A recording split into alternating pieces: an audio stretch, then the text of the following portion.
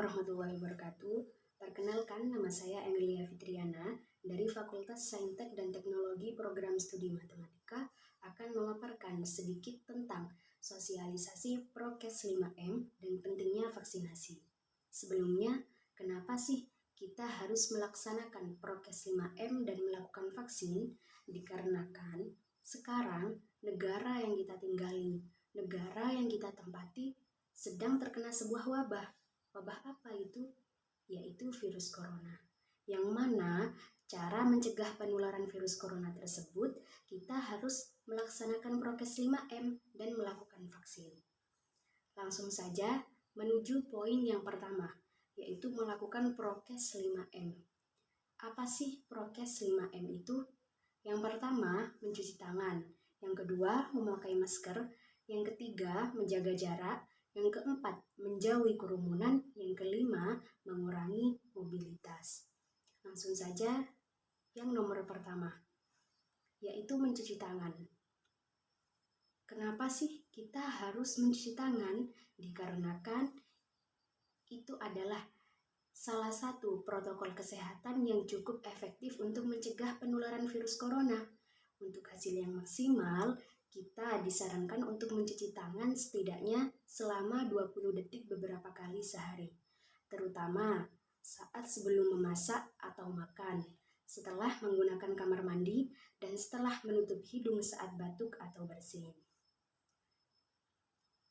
Dan untuk membunuh virus dan kuman-kuman lainnya, ketika cuci tangan, gunakanlah sabun dan air untuk pembersih tangan dengan alkohol, setidaknya dengan kadar 60%. Baik, sekarang kita simak cuplikan video tentang cara mencuci tangan dengan baik.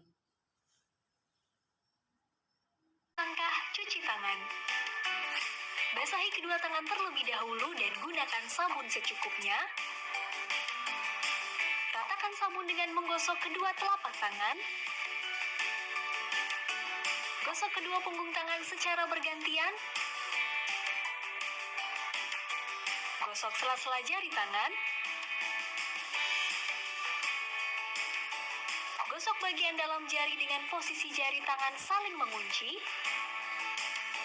Gosok dan putar ibu jari bergantian.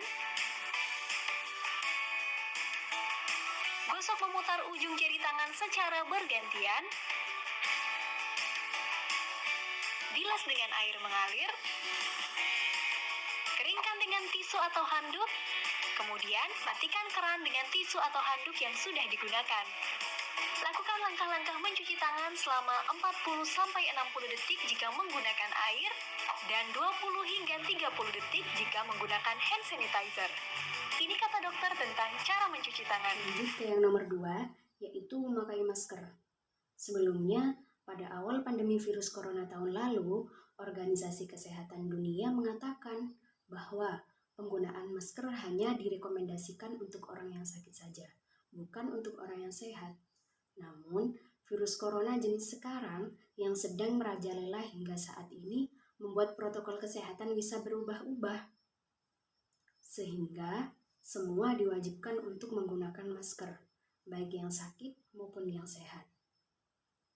Sekarang sudah banyak orang yang menggunakan masker, tapi masih salah dalam cara pemakaiannya. Jadi, sekarang kita simak cuplikan video tentang cara memakai masker dengan benar. Sering menggunakan masker, tapi sudahkah benar cara penggunaannya? Berikut cara yang benar menggunakan masker.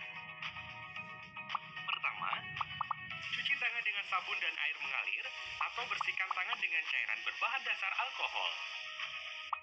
Cek masker Anda dan periksa apakah ada sobekan atau lubang. Pastikan arah masker sudah benar. Pita logam terletak di sisi atas. Tekan pita logam atau sisi masker yang kaku sampai menempel sempurna ke hidung. Tarik sisi bawah masker sampai menutupi mulut dan dagu. Setelah digunakan, lepas tali elastis masker dari daun telinga sambil tetap menjauhkan masker dari wajah dan juga pakaian, supaya tidak bersentuhan dengan permukaan masker yang mungkin terkontaminasi.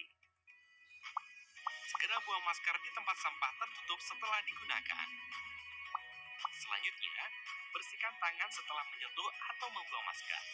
Gunakan cairan antiseptik berbahan dasar alkohol, atau jika tangan terlihat kotor, cuci tangan dengan air bersih mengalir. Lanjut pada protokol kesehatan nomor 3 yang perlu kita patuhi adalah menjaga jarak.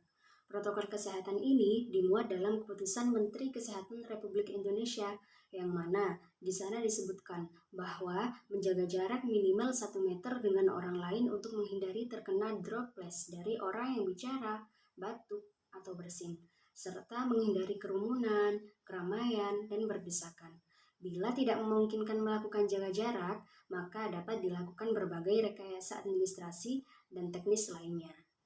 Rekayasa administrasi dapat berupa pembatasan jumlah orang, pengaturan jadwal, dan sebagainya.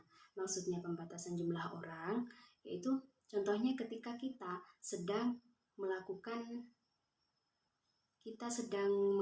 sebuah acara, yang mana sudah terbiasa didatangi oleh jumlah orang yang banyak. Namun, karena adanya virus corona ini, kita melakukan pembatasan jumlah orang yang datang, seperti itu. Sedangkan rekayasa teknis antara lain dapat berupa pembuatan partisi, pengaturan jalur masuk dan jalur keluar. Seperti itu.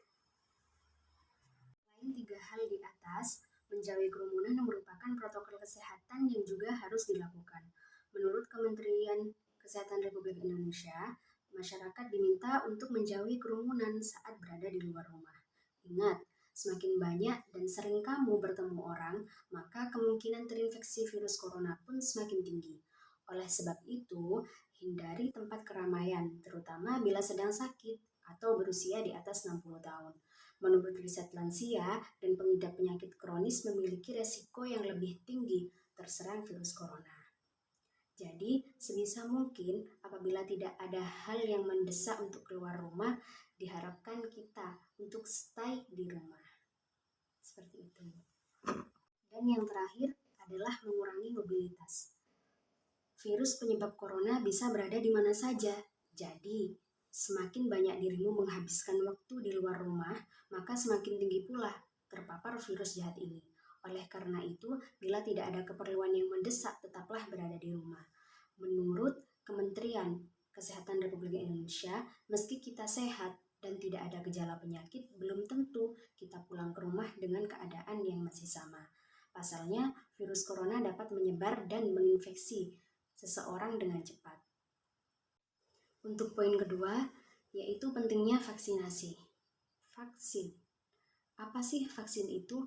Vaksin merupakan produk biologi yang berisi antigen berupa mikroorganisme atau zat yang sudah diolah sedemikian rupa sehingga aman dan jika diberikan kepada seseorang akan membuat kekebalan tubuh secara aktif terhadap suatu penyakit tersebut.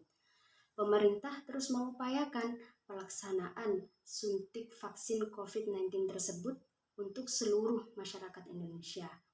Mulai dari awal tahun 2021 hingga saat ini, vaksin COVID-19 tengah didistribusikan ke seluruh masyarakat Indonesia.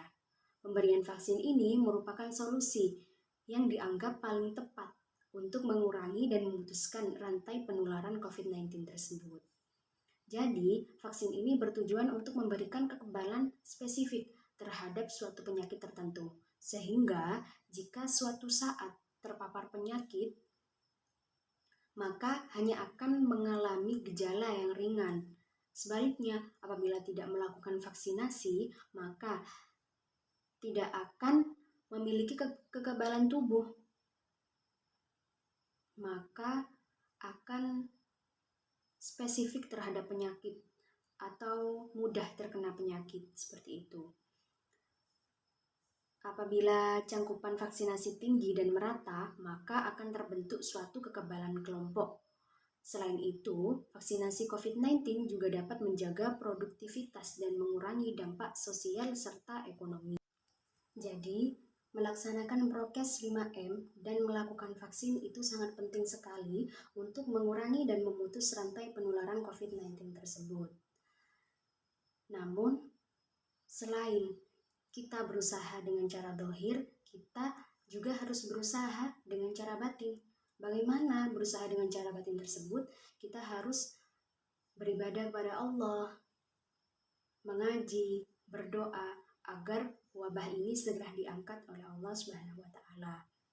Dan juga sudah dijelaskan oleh Allah dalam Al-Qur'an surat Yusuf ayat 57 yang artinya Allah berfirman, "Wahai manusia, sungguh telah datang kepadamu pelajaran, yaitu Al-Qur'an dari Tuhanmu, penyembuh bagi penyakit yang ada dalam dada dan petunjuk serta rahmat bagi orang yang beriman." Jadi, Al-Quran diturunkan kepada kita itu sebagai obat yang mana semua obat dari segala penyakit itu ada dalam Al-Quran. Jadi, sebisa mungkin luangkan waktu untuk membaca Al-Quran.